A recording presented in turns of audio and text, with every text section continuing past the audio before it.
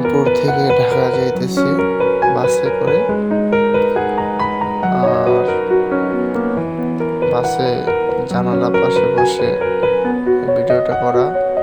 অনেক বাতাস লাগতেছে, প্রচন্ড গরমও লাগতেছে। তাপমাত্রা হয়তো 36 থেকে 37 ডিগ্রি সেলসিয়াস হবে।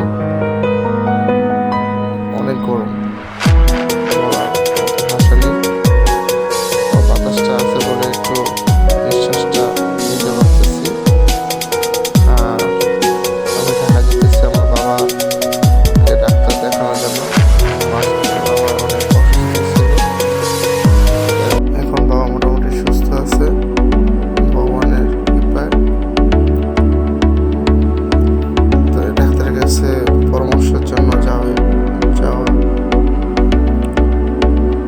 প্রচন্ড গরম, তারপর ঢাকা যেতেছি।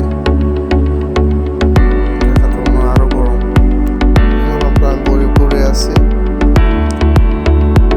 গরিবপুর হাই রোডে। প্রচন্ড রোদ, গরম তো আছে।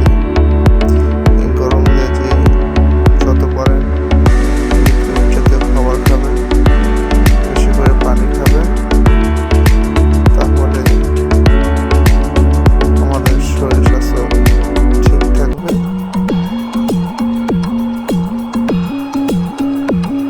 আর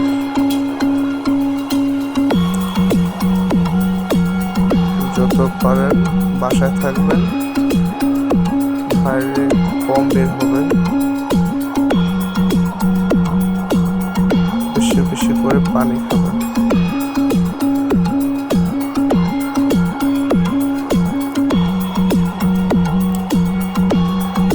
অনেক অনেক